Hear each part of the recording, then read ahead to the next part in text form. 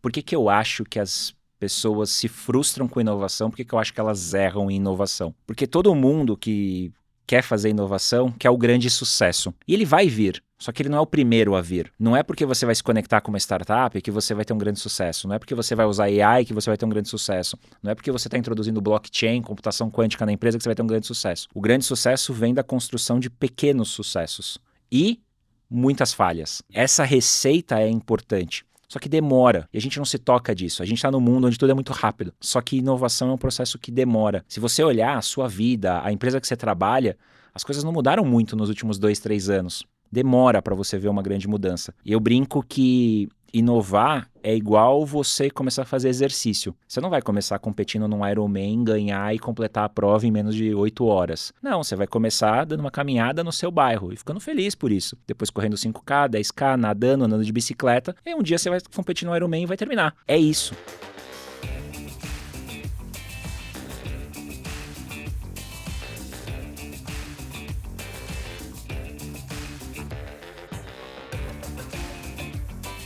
Bem-vindos ao Salto de Conhecimento, o podcast da Monk Academy.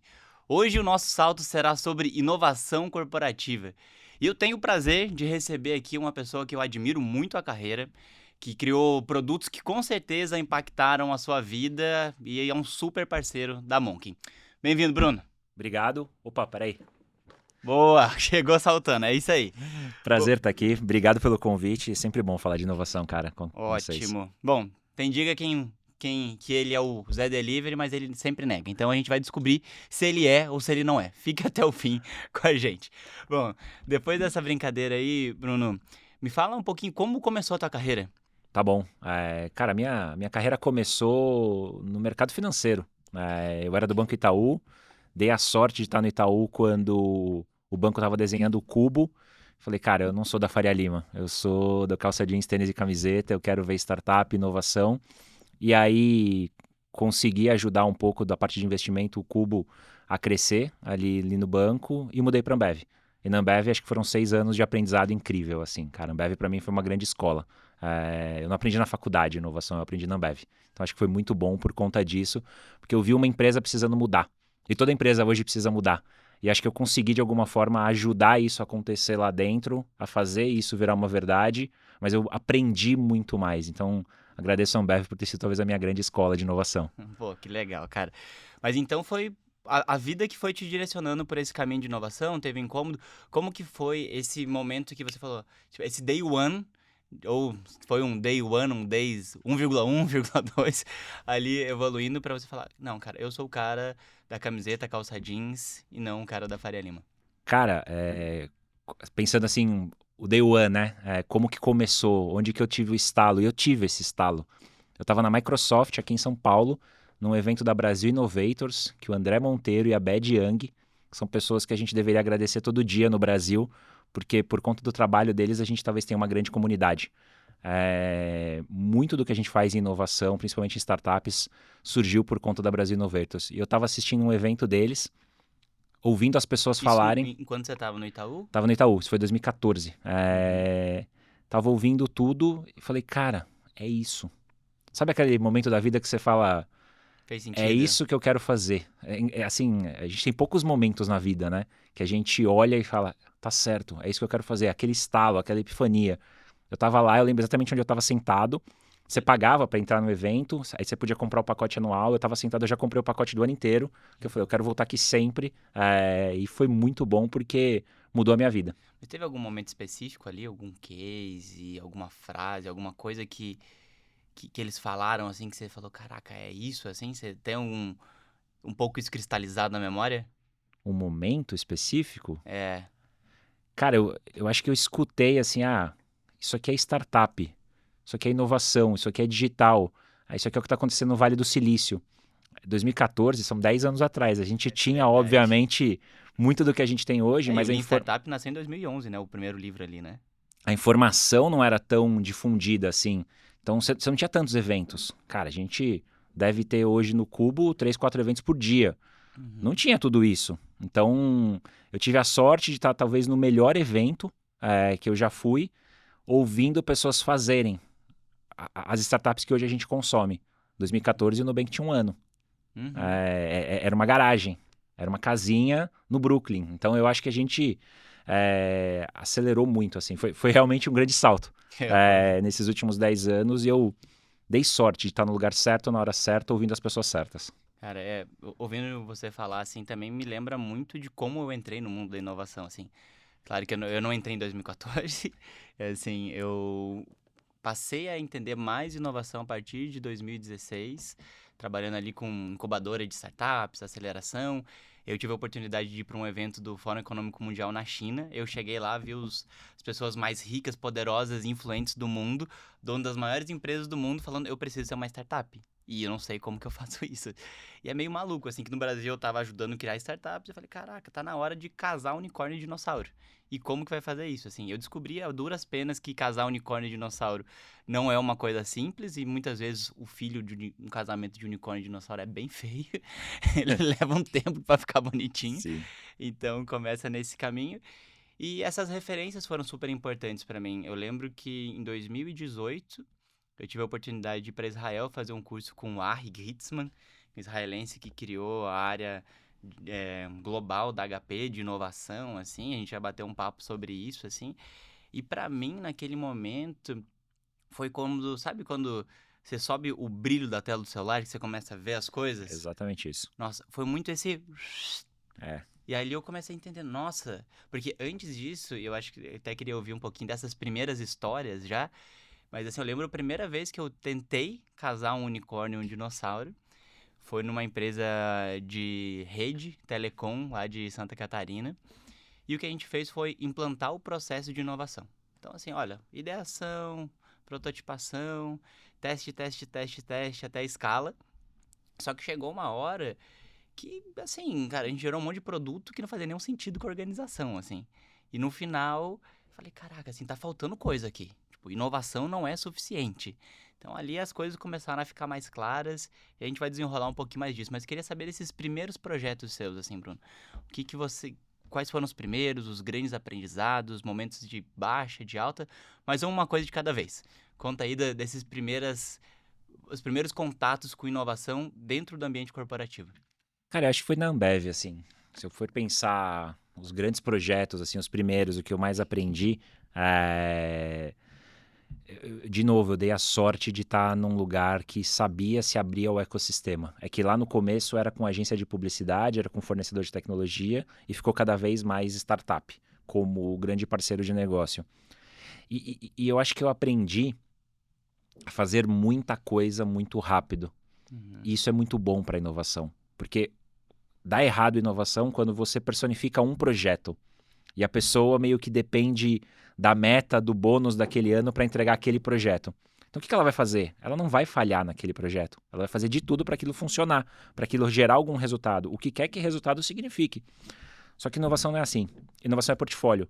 Você tem que fazer muitas coisas, porque como você não tem bola de cristal, você não controla contexto, você precisa entender, cara, o que vai dar certo, o que vai dar errado, e no que dá certo, como é que eu coloco mais dinheiro para dar ainda mais certo e gerar resultado, e no que dá errado, como é que eu garanto aprendizado do que deu errado para não cometer o mesmo erro lá na frente. O que mais tem em empresa é projeto em momentos diferentes da vida da empresa, fazendo a mesma coisa, porque ninguém olhou para trás e falou, mas alguém já errou desse jeito? E acho que essa é a grande diferença de empresas tradicionais que não inovam das grandes empresas de tecnologia.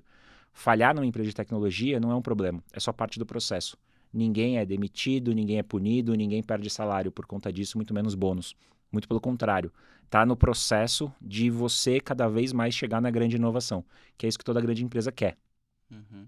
Então, acho que esse comentário já começou a trazer algumas dicas importantes aqui, né? De esses projetos, né? Não ter essa lógica de moonshot, de Big Bang, de vai ser isso daqui que vai mudar, mas calibrar as nossas apostas, né? Que é não colocar todos os ovos numa mesma cesta, começar a diversificar, assim como o investimento, o comecinho da carreira ali dentro do mercado financeiro que você comentou. Sabe uma coisa que eu acho que é interessante? Por que eu acho que as pessoas se frustram com inovação? Por que eu acho que elas erram em inovação? Porque todo mundo que quer fazer inovação quer o grande sucesso. E ele vai vir. Só que ele não é o primeiro a vir. Não é porque você vai se conectar com uma startup que você vai ter um grande sucesso. Não é porque você vai usar AI que você vai ter um grande sucesso. Não é porque você está introduzindo blockchain, computação quântica na empresa que você vai ter um grande sucesso. O grande sucesso vem da construção de pequenos sucessos e muitas falhas. Essa receita é importante, só que demora. E a gente não se toca disso. A gente está num mundo onde tudo é muito rápido. Só que inovação é um processo que demora.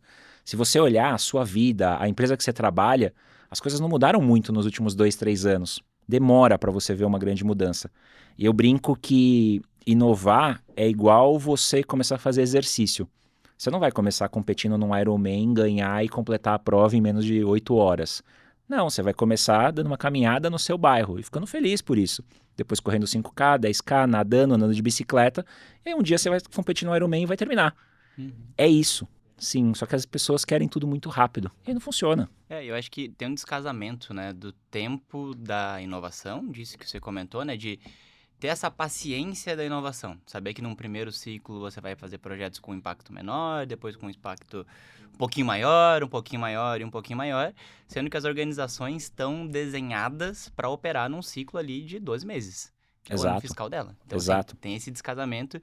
E aí aqui a gente chega num dos grandes desafios, né? Porque o que leva uma empresa a querer inovar? E aí se comentou um negócio sobre a necessidade de inovar. E eu queria saber, acho que da tua trajetória mesmo, assim, quando você sentiu ali no Itaú, na Ambev ali, que são empresas, Itaú já uma margem maior, mas Ambev competindo ali com margens pequenas, assim, o que fez essas organizações sentirem essa necessidade?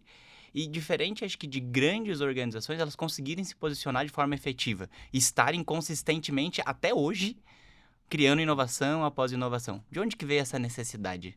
Acho que é engraçado aqui. Você fez a pergunta e eu me toquei de uma coisa que eu nunca tinha falado. E foi sorte, de novo. Exclusivo, viu, gente? Não, é verdade aqui. É uma coisa que eu nunca tinha pensado. Se você olhar, as empresas normalmente buscam inovação por 2 motivos. Ou porque está muito bem e aí quer diversificar. Então é uma empresa que tem crescimento, tem margem e quer olhar novas oportunidades. Esse é o Itaú. Se a gente olhar os últimos 10 anos, 20 anos, 30 anos de banco, o Itaú é uma empresa que cresce, tem margem, e a gente olha e fala, cara, que sustentabilidade, que história bacana. Acho que, para mim, assim, foi onde eu aprendi o que é ser um profissional. Esse é o caso 1. E tem o caso 2, que é sobrevivência. Que se você olhar, é a Ambev. Se você olhar a ação da Ambev nos últimos anos, como ela é atacada por novos concorrentes, seja de cerveja, seja de serviços, ela precisa achar uma forma de voltar a crescer. Ela faz um excelente trabalho nos últimos anos, mas ela não cresce. Só que qual que é o problema? A maior parte das empresas não está sempre ou muito bem ou muito mal. Ela está de lado. Então ela se esforça para tocar o dia a dia e ela não garante tempo para inovação. Só que fazendo isso, não garantindo tempo para inovação, ela morre, porque ela fica focada no curto prazo. Eu nunca tinha parado para pensar nisso, mas eu trabalhei em 2 empresas que são os 2 cases pelas quais as empresas costumam inovar. E é a máxima, né? Que as empresas morrem por fazer bem a mesma coisa por tempo demais. Exatamente isso, exatamente isso. E sem perceber, assim, achando que está fazendo o certo. E é cruel isso, porque ninguém te falou que você está errando, ninguém te falou que você deveria fazer de outra forma. Por quê? Porque inovação como tema, como teoria, como caso, é muito novo. O que é muito novo? Você acabou de falar, o Lean Startup é de 2011. 13 anos em teoria aplicada é nada. Então as pessoas não tiveram quase que tempo de estudar, ver os cases, copiar e aplicar. Cara, isso é muito doido, assim. E aí eu queria, acho que sabendo da tua trajetória, dos seus projetos recentes, entender a velocidade de inovação em empresas que não são de tecnologia, sabe? São empresas grandes que faturam mais de bi, só que são empresas, é manufatura, e são essas empresas que estão nesse meio do caminho, sabe? Não estão sendo ameaçadas e também não estão com margens grandes para fazer essa diversificação. O que você enxerga como uma coisa importante para abrir os olhos, sabe? Ou para começar a dar os primeiros passos dentro de inovação? Ou se a empresa tem que dar esse passo em inovação, sabe? Acho que vale até a pena a gente questionar isso. Se a gente for pensar em empresas tradicionais que nem são um Itaú, nem são uma Ambev e precisam inovar, porque sabe que são tradicionais e o mundo é cada vez menos tradicional, eu acho que a gente chega naquele caso de empresas que a gente chama de campeãs ocultas, né? São empresas de dono, empresas normalmente familiares, capital fechado, que cresceu muito rápido, que teve todos os desafios do empreendedorismo. A primeira coisa que essa empresa precisa ter é um líder que tem a clareza da inovação como sobrevivência. Talvez o caso no Brasil, hoje, 2024, que a gente possa usar muito bem é o da CIMED. Uhum. Vamos olhar o caso da CIMED rapidinho. CIMED, farmacêutica brasileira, cresceu nos últimos anos, empresa de família. Há mais ou menos 2 anos atrás, não lembro bem, descobriu o tal do CarMed. Super case, que Super case. inclusive tem podcast da Monkin Marketing e Negócios sobre CarMed aqui. E descobriu, entre aspas, no acaso. Foram ali coisas acontecendo, explodiu, um super case de influência, necessidade, exploração de mercado e principalmente, quando estava dando certo, apostar. Começou a crescer, começou a criar uma nova marca que é CarMed, que começou a virar desejo de boa parte dos jovens. Tem adolescentes, crianças hoje que querem conhecer a fábrica da CarMed ao invés de ir para Disney. Caso real, tá? Uhum. E aí a gente olha isso e fala, cara, foi executando, foi aprendendo, foi entendendo e foi construindo o case durante a jornada. Esse é o ponto. Não foi ali, eu vou entrar no mundo de, eu nem sei como é que chama aquilo que você passa na boca, Gloss. Que é o cara, gloss. Eu acho que é Gloss. Eu acho que isso é a marca, mas enfim.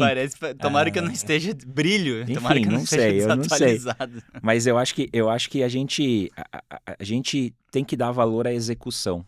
E o João e a Carla lá na CIMED fizeram isso muito bem. Cara, legal. E você comentou dessa necessidade, né? Acho que dentro da tua visão, da tua bagagem, assim, o que você enxerga como desenvolver essa visão, assim, sabe? Como sentir essa necessidade? Eu acho que é repertório.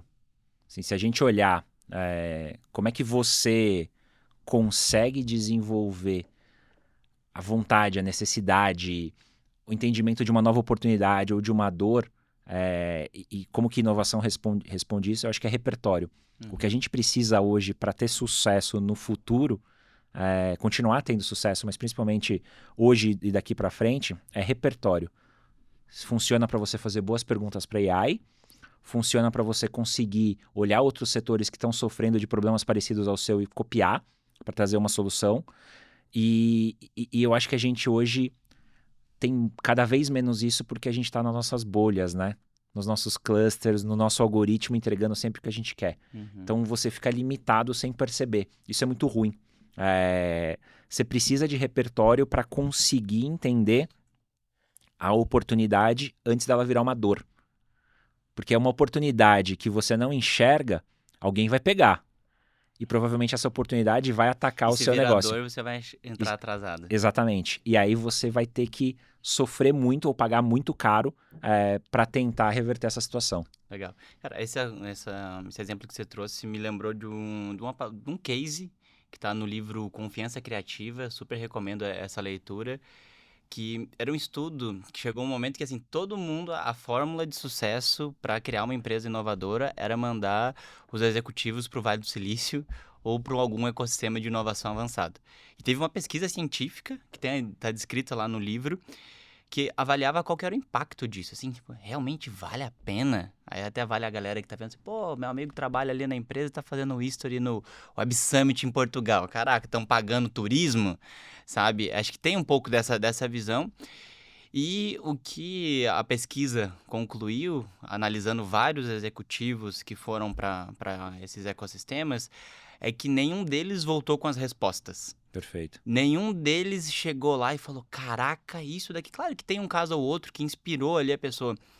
Mas a grande chave da pesquisa é que quando a gente sai da nossa zona de conforto, quando, por exemplo, a gente vai para um outro país que não fala a mesma língua, que está muitas vezes num fuso horário diferente, não tem a mesma moeda, as pessoas se forçam a aumentar o repertório e a aceitar aquele ecossistema novo. E não lutar contra o ecossistema novo. Uhum. Trazendo isso pro paralelo do mundo corporativo, sabe? Você tá dentro da tua bolha ali, do teu negócio, assim, você tá defendendo o teu negócio. Você quer fazer a mesma coisa da forma mais eficiente possível para você ter maior margem. E isso é super certo, você tem que fazer isso. Só que isso tem uma data de validade. Chega uma hora que expira. Perfeito. Não dá para fazer mais. Então, acho que essa necessidade vem muito, acho que dessa curiosidade, dessa humildade de aceitar o novo e experimentar outros ecossistemas é uma coisa super importante. E aí eu queria fazer um gancho aqui e saber, até fazendo um gancho com o Corporate Rebels, que é uma comunidade que você lidera, ajudou a fundar e tá junto com muita gente muito boa.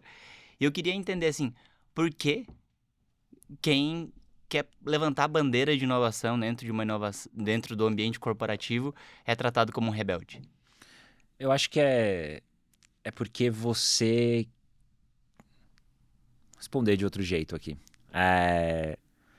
Se a gente olhar por que heads de inovação, por que líderes de inovação, por que pessoas de inovação são tratadas como rebelde, a gente vai entender que elas desafiam o status quo.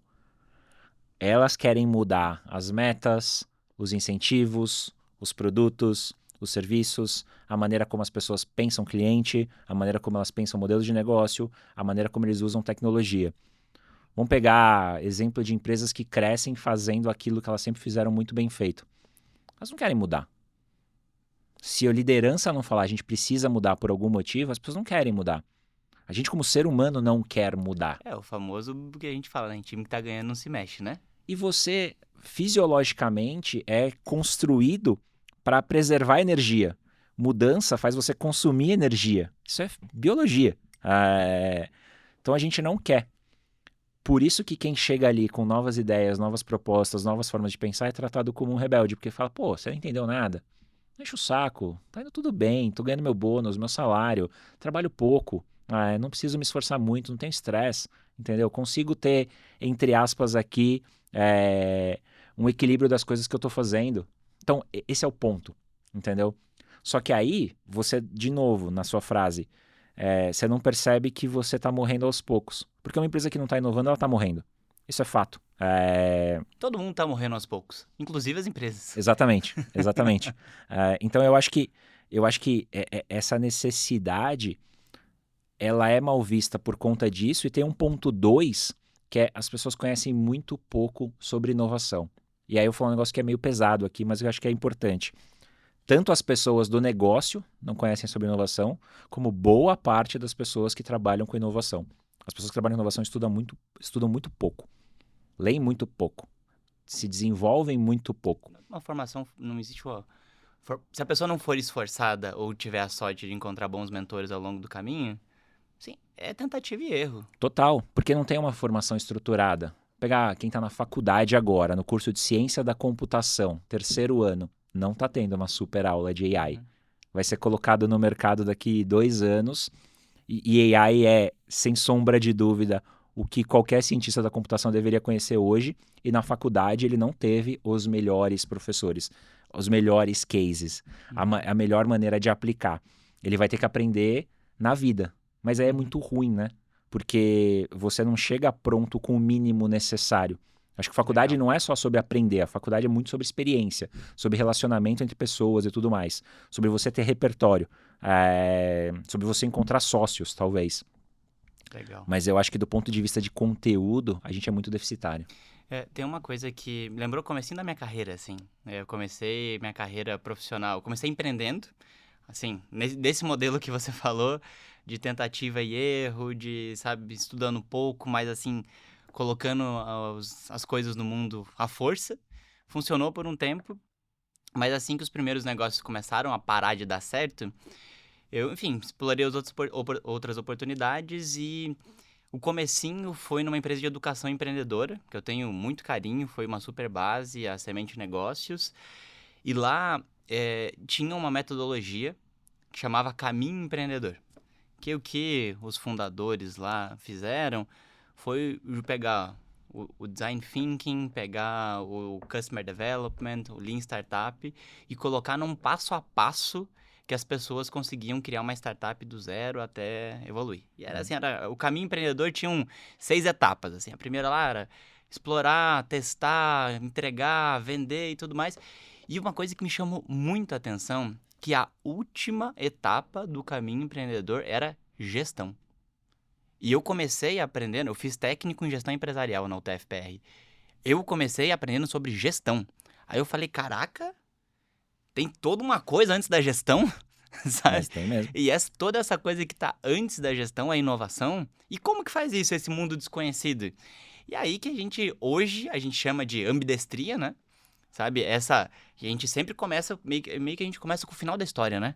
A gente entra para gerenciar, para fazer a gestão. Mas tem um negócio ali antes, sabe? Tem a parte da inovação, de como que o negócio foi construído. Isso que você trouxe.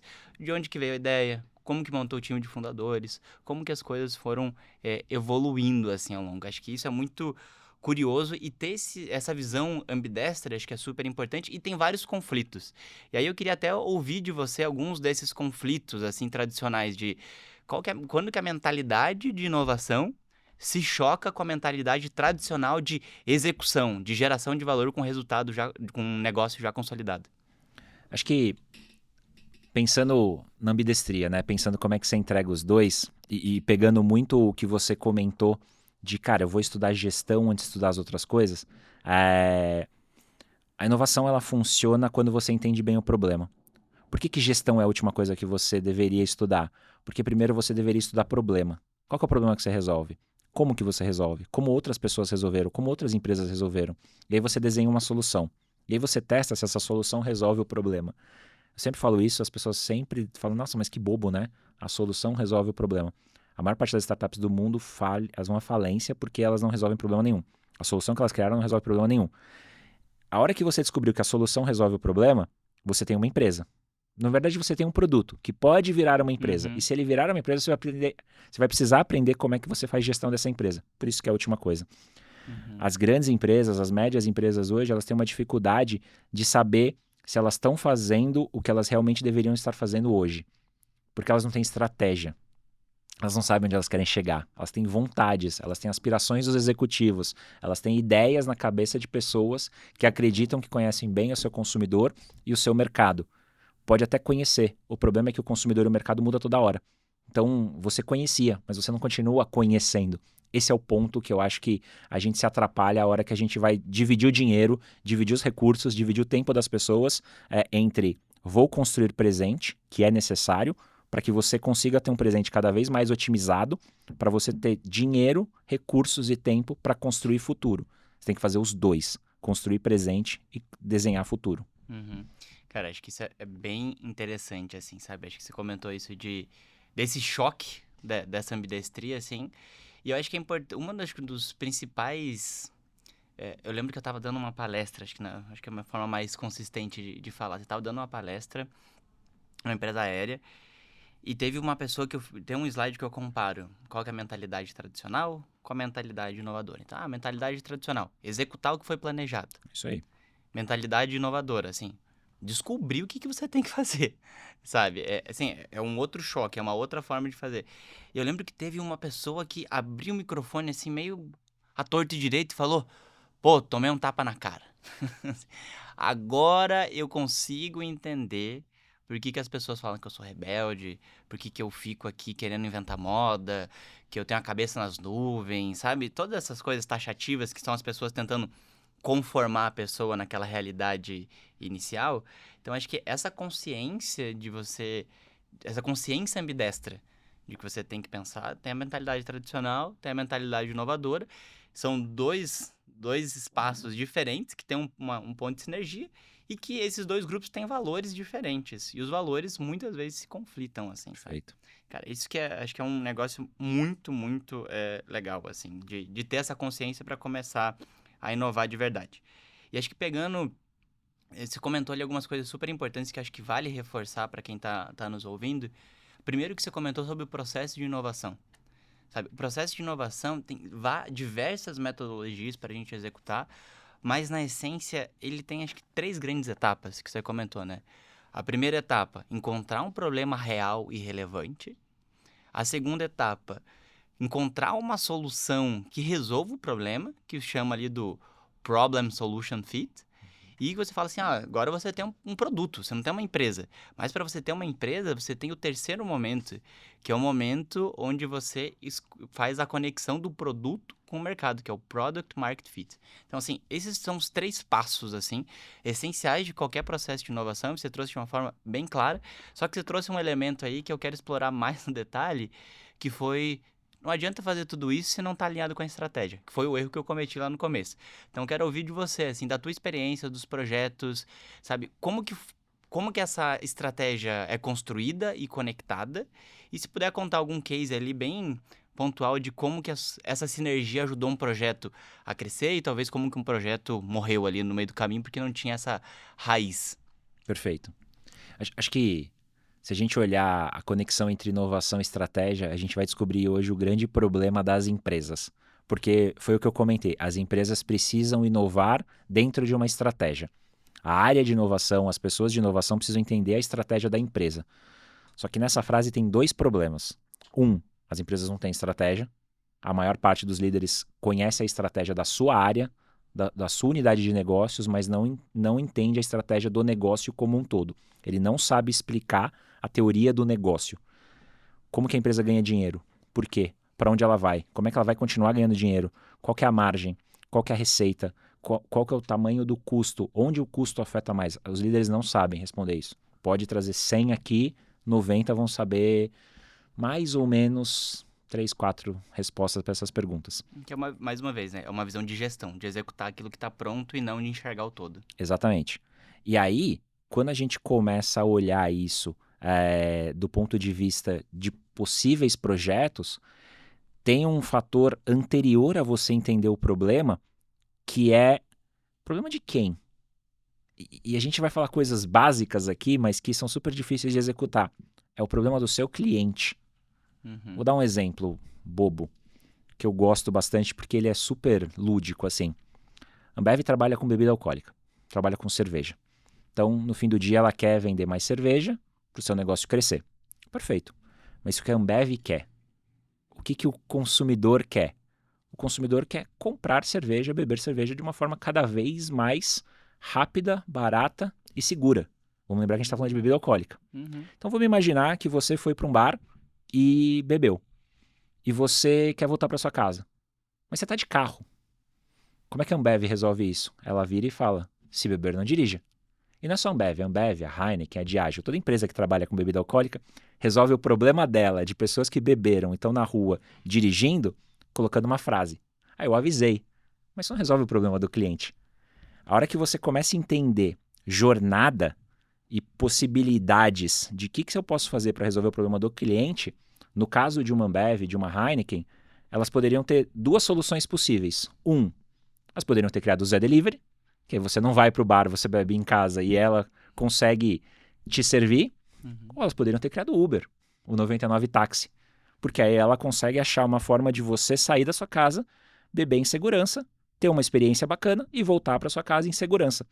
Só que elas ficaram na frase para resolver o problema do jurídico, do compliance. Então eu acho que quando a gente olha projetos assim, a gente começa a entender que a inovação vem de você entender a jornada do cliente e não a jornada da empresa. A ambidestria talvez seja, a hora que você olha a jornada da empresa, você vai ter que executar, otimizar, deixar cada vez mais barato e rápido o seu processo, e aí você está otimizando o presente, e a jornada do cliente, você entendendo o problema, desenhando solução, para ver se você resolve o problema dele, você constrói futuros. Então, essas jornadas, elas são super importantes. Que é o que eu já vi, enfim, você falar várias vezes, mas que resume muito isso, é ter uma visão de ecossistema, né? Uma visão de ecossistema onde você coloca a jornada do cliente e pensa como que você pode resolver outros problemas adjacentes e atuar como uma estratégia de um negócio de plataforma, né? Perfeito, porque aí você não fica só resolvendo o seu problema, você fica entendendo oportunidades que o seu cliente está te falando toda hora. O tal dos dados que a gente fala, que é super importante, nada mais é, do ponto de vista empresa-cliente, o seu cliente te falando muita coisa, você tendo que transformar isso que ele está te falando em dados, usando tecnologia para pegar esses dados e transformar em insights de negócio. Pode ser para resolver problema, pode ser para construir novas oportunidades de negócio. E aí você testando, com mais tecnologia ainda. Só que a maior parte das empresas nem escuta o cliente de verdade. Ela faz o que o executivo, o presidente, o dono quer fazer. Que pode estar certo, pode estar errado, mas tem pouco processo científico, pouco teste e aprendizado. Eu comento que se inovação está sendo bem feito na sua empresa, ele é um processo chato. Não é bonito, não é piscina de bolinha, não é puff, não é nada disso. É um processo chato de você conseguir entender, por tentativa e erro, aquilo que o seu cliente está te dizendo. Isso é muito curioso. Porque uma das frases que chacoalhou o mundo dos negócios no Brasil e um impacto até global foi a frase lá do Lehman falando: "Eu me sinto um dinossauro assustado". E logo na sequência do momento que ele falou isso, ele falou: porque antes o mundo era quentinho e confortável, a gente só tinha que saber fazer cerveja, barato. Agora a gente tem que ouvir o cliente. Pra mim é meio um absurdo ouvir isso, assim, sabe? Agora a gente tem que ouvir o cliente, mas como assim? Tipo, tem até uma frase famosa, né, de a única pessoa que consegue demitir todo mundo, da pessoa que tá do faxineiro ao CEO, é o cliente, sabe? Então, Exatamente. assim, todas as coisas são orientadas para isso. E eu acho que você trouxe uma coisa que é super essencial, da importância dos dados. Para mim, a forma como eu enxergo dados, que fica assim, dados, vamos fazer uma plataforma, um pipeline, um negócio complexo assim, mas é só um movimento da empresa tentar entender os clientes, porque a gente passou por um momento, na minha visão, de muito afastamento. A empresa era uma coisa, os clientes estavam lá do outro lado, e nesse meio do caminho tinha um saque, a gestão, sabe? Processo. E aí, assim, é meio que assim, a empresa existe para entregar alguma coisa para o cliente. Só que um parou de enxergar o outro. E aí vários outros pequenininhos falaram, esse cliente aí, legal, hein, eu consigo atender ele melhor. E o negócio começou a mexer ali. Assim, essa é uma forma figurada, mas eu sei que o negócio é muito mais complexo e que você costuma resumir essa falha, essa dificuldade de criar inovações como um excesso, uma falta e um ataque. O que é isso, Bruno? Quando a gente olha empresas que querem inovar, a gente descobre que a maior parte delas não consegue. E elas não conseguem por 3 razões, que foi exatamente o que você comentou. Por um excesso, por uma falta e por um ataque. Quase todas as empresas têm um excesso de governança, um excesso de burocracia, um excesso de alinhamento, um excesso de medo para tomar risco. Causa esse afastamento. Gigante.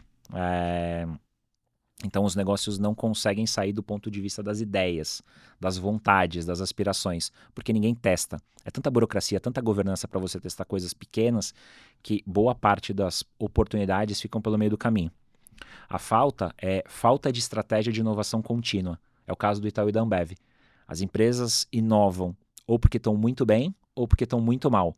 Só que a maior parte das empresas nunca está ou muito bem por muito tempo ou muito mal por muito tempo. Elas estão ali de lado, cresce um pouquinho, decresce um pouquinho.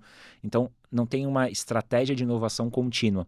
Isso faz com que você não tenha tempo de maturar um negócio, porque como a gente falou, demora. E o ataque é o executivo o líder, seja o dono, o conselho, o presidente, deveria autorizar o ataque do negócio principal. Inovar de maneira consistente e bem feita é você mesmo tentando remodelar o seu negócio, atacando o core do seu negócio. Ou olhando o seu ecossistema e construindo novas oportunidades de negócio com esse ecossistema. As empresas não conseguem fazer novos negócios por conta desses 3 fatores. Cara, isso é muito curioso e assim, é o diagnóstico, é o porquê as coisas não acontecem. E aí eu queria pegar uma visão tua de 2 momentos nessa jornada, assim.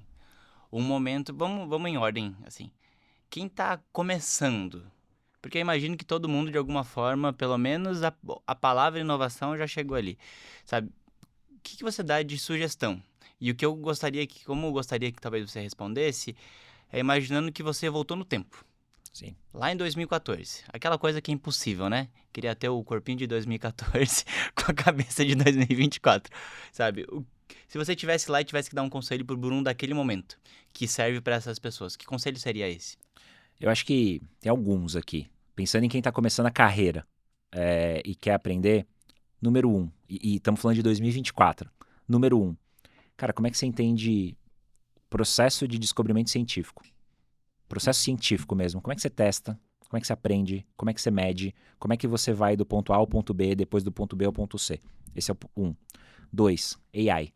Cara, como é que AI acelera tudo isso? AI vai acelerar o descobrimento científico num nível que a gente nem imagina. 3. Como é que você garante que na empresa que você está, pode ser a sua empresa que você está começando, pode ser a empresa onde você trabalha, que a estratégia do seu negócio está alinhada à inovação? Estratégia do negócio é como é que eu vou desenhar os próximos anos da minha empresa. Como é que eu vou fazer com que as minhas vontades, as minhas aspirações virem capacidades, projetos, resultado. E aí, como é que você mede isso na jornada? Acho que esses são os 3 pontos mais fundamentais, assim. Ciência, tecnologia e estratégia. Garante que você entende isso muito bem. O resto é detalhe. Cara, acho que eu até abri uma janelinha assim, mas que eu acho que é super importante, assim, que eu gosto muito de descomplicar, de facilitar o entendimento. E no mundo que a gente está, que tem muito acesso à informação, é muito fácil a gente sair da essência. Só que você comentou um ponto que é super essencial, que é ciência. E pode ser que muita gente tenha falado assim, o que ele está falando de ciência num podcast que chama Salto de Conhecimento, que fala sobre negócio, sobre inovação, sobre liderança, sobre N assuntos. Quando a gente olha para o Customer Development, que é a metodologia mãe do Lean Startup, o Steve Blank, que é o autor dessa metodologia, que foi professor da Eric Ries, a única coisa que ele fez foi pegar o processo científico e colocar no ambiente de negócios. Então, se você assim, o empreendedor é um cientista de negócios. Essa é a minha visão. O empreendedor de uma startup, de um negócio que tem incertezas, é aquela pessoa que, por exemplo, na quinta série, vamos descobrir se isso daqui, se esse líquido aqui é um ácido ou uma base. Minha hipótese, eu acho que é um ácido. Qual que vai ser meu teste? Vou colocar uma fenolftaleína. Lembrei de alguma coisa, mas agora eu não vou lembrar se fica vermelho ou se não muda de cor, se é ácido ou se é base. Mas assim, acho que todo mundo viu esse experimento ou chegou próximo disso, é a mesma coisa com negócios. Então você tem uma hipótese, olha, vou pegar uma hipótese de um exemplo que você falou. Eu acredito, e a hipótese geralmente começa com isso, né? Eu acredito, é uma frase afirmativa. Eu acredito que se a Ambev, a Heineken, a Diageo, imaginando isso lá atrás, né? Eu acredito que se essas 3 empresas entrarem no mercado de mobilidade, com uma mobilidade de aplicativos, a gente vai exponencializar o valor de negócio da empresa. Qual que vai ser o teste? Vamos pegar ali numa cidade, vamos colocar uns táxis, vamos nós mesmos bancar uns táxis. Exatamente. E ver qual que é a adesão, testar rápido, testar barato, mensurar isso com o cliente, pensar como que daqui a pouco, surgiu aqui, se isso tivesse sido feito lá atrás, a gente não teria só as bikes do Itaú, né? A gente poderia ter os carros da Ambev. Exatamente. Sabe? Daqui a pouco poderia ser uma coisa interessante, assim. E tem um detalhe que tá na nossa cara e a gente não enxerga porque a gente vê com o nosso viés. Pega as 20 maiores empresas do mundo. A gente fica muito focado em falar das empresas de tecnologia. Só que as empresas de tecnologia, elas têm ciência por trás. AI é ciência, computação quântica é ciência, análise de dados é ciência. E elas investem muito dinheiro nisso. Pega a petroleira, pega a empresa do Warren Buffett, que talvez seja a que melhor usou análise fundamentalista, que é ciência aplicada ao mercado financeiro. Pega as farmacêuticas. Então, tá na nossa cara que as empresas que estão dando certo estão aplicando o processo do descobrimento científico.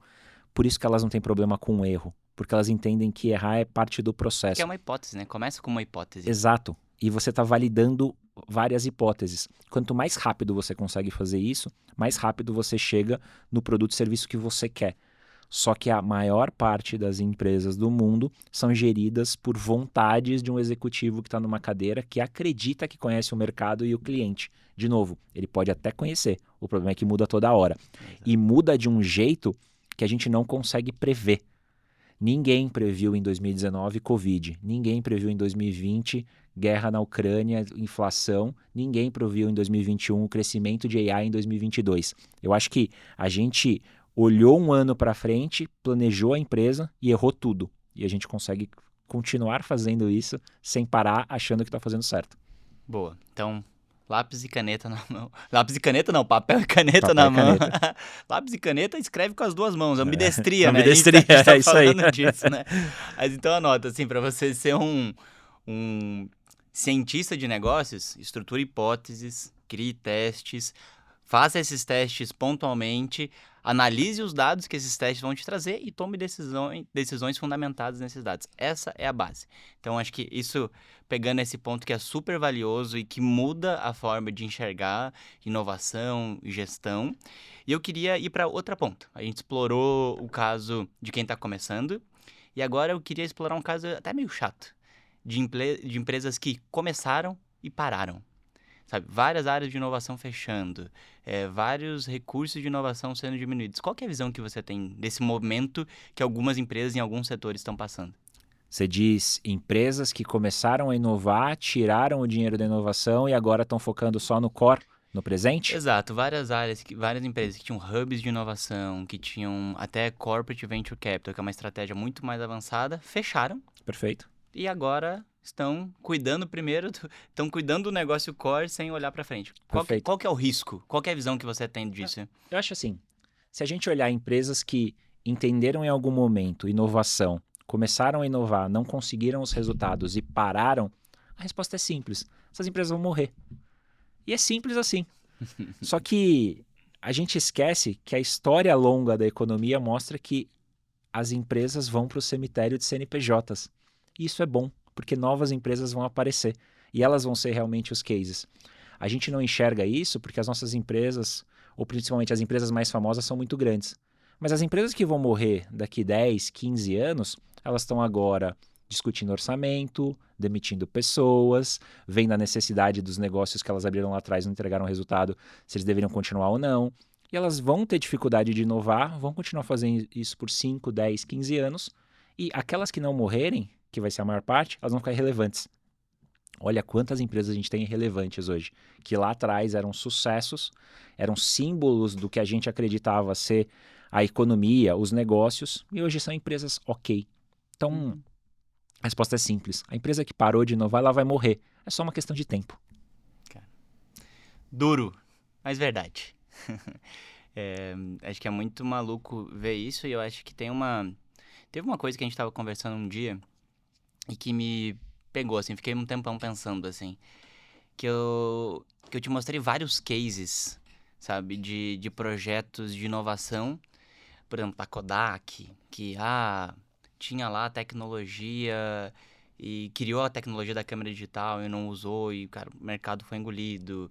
E vários outros que eu mostrei pra vocês, falou, cara, legal, mas tipo, meio antiquado, velho, né, cara? Uma coisa que parece que, assim, a história não vai acontecer de volta. Aquela coisa que a gente duvida e tal. E a história se repete, acho que assim. E a história do negócio se repete. E você me abriu os olhos de... que a relação OpenAI com Google é a mesma hoje. Então, para quem não sabe, assim, a tecnologia do Transformer, que é a tecnologia da rede neural por trás da inteligência artificial generativa, foi criada nos laboratórios do Google e publicada no artigo Attention is all you need, lá em 2017. Que a OpenAI fez, lá com o Sam Altman e Elon Musk, olhou aquilo, começou... E, cara, foi a falta ali, né? O excesso, a falta. Então, foi a falta do ataque aqui, né? A falta do ataque. A falta do ataque no core pra reenxergar esse movimento, sabe? Acho que isso é uma coisa legal, assim. Nossa, cara, eu tô com a cabeça explodindo. Foi uma delícia, acho que bater esse papo contigo. Foi bom mesmo. Cabeça explodindo e o coração quentinho. Obrigado. 3 corações aqui pelo café, pelo chazinho. E tem uma coisa que eu sempre falei, cara, eu sempre olhei a marca das 3 corações e eu sempre vi o 4 corações, que tem 3 amarelinhos e um maior fora. Há quem diga que tem um 5º escrito ali, né? O 5º coração tá escrito, não tá desenhado. Agora eu entendi, assim, talvez o 4º coração seja o meu quentinho aqui. Mas assim, Bruno, foi uma delícia, cara. Acho que foi um prazer bater esse papo contigo aqui. E mais do que bater esse papo, cara, assim, você é uma super referência do ecossistema de inovação. Foi um prazer desenhar o curso de inovação corporativa, o seu curso de inovação corporativa, combinando muito das vivências que eu tive na minha vida, a minha visão de como estruturar, como implantar processos de inovação dentro de empresas, mas trazendo o tempero da prática, e não só o tempero da prática, mas trazendo a história de alguém que desenvolveu tantos produtos que impactam a vida de tanta gente, assim. Eu comecei ali no começo brincando, né, que tem gente que diz que ele é o Zé Delivery, ele nega. Sou não. E, enfim, no curso tem um pedacinho, no curso que a gente gravou junto, tem um pedacinho que ele fala o porquê que ele não é. Não sou. Embora pareça muito. Enfim, esse é um dos projetos, vários outros você mencionou, o Cubo aqui, enfim. Foi muito legal, acho que construir todo esse processo com você. E eu queria te perguntar, assim, antes disso, né? A gente falou diversas vezes aqui que quem aprende sobre inovação está aprendendo a duras penas, com muito esforço. Inclusive, muita gente que trabalha com inovação ainda tem lá o título, sentou nessa cadeira, mas não tem a visão do todo, assim. E eu queria te perguntar, o que as pessoas podem esperar desse curso? Perfeito.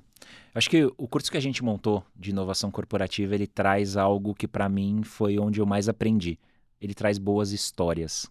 Eu consigo ver histórias, eu consigo contar histórias ali no curso que as pessoas podem se reconhecer. Elas podem ter no repertório delas algo que elas deveriam fazer ou que elas não deveriam fazer. E eu acho que a gente vai no detalhe. A gente traz não só a experiência de Itaú Ambev, mas de outras empresas que eu atendo, de casos de sucesso que ali quem está estudando fala, cara, é muito mais gostoso ouvir uma história do que estudar uma teoria. Só que você está aprendendo a teoria ouvindo uma história. E a vantagem da gente estar ali construindo algo em cima de histórias é que a gente vai ouvir todas as pessoas que comprarem o curso, o que mais que elas querem. O curso não tem começo, meio e fim. Ele tem começo, ele vai ter um meio que vai ser construído com quem está ali na nossa comunidade, quem está ali conversando com a gente, falando, cara, qual que é o meu problema? E os próximos capítulos desse curso são as soluções que a gente vai construir para resolver esses problemas. Espero que ele nunca termine. Espero que ele tenha milhares de aulas e que a gente tenha milhões de pessoas que vão ali trocando. Porque não é só a minha experiência, a sua experiência. É também a gente somar os problemas que a gente está ouvindo das pessoas que comprarem o curso para somar novas aulas. Cara, maravilhoso, assim, acho que muito, muito legal, acho que ouvir. Com certeza a gente deu um salto de conhecimento, eu dei um salto de conhecimento ouvindo essas histórias hoje, e a gente já conversou bastante, tenho certeza que quem está nos ouvindo também, muito obrigado por esse momento, e, cara, para quem ficou interessado no curso, e também no artigo que a gente comentou ali do acesso, uma falta, um ataque, a gente vai colocar aqui na descrição todos os detalhes para quem quer participar, quem quiser baixar o artigo também está disponível. Então, Bruno, muitíssimo obrigado por estar dando esse salto de conhecimento compartilhando esse salto de conhecimento que você deu. Desde lá de começar no mercado financeiro, sentir esse chamado para inovação e falar, é isso mesmo, eu quero calça jeans, camiseta e construir coisa nova. E, enfim, construir tanto repertório e agora tá compartilhando. Super obrigado. Eu que agradeço, obrigado e espero que a gente possa ter mais conversas como essa. Boa. Te espero num salto ainda maior. Tchau, tchau.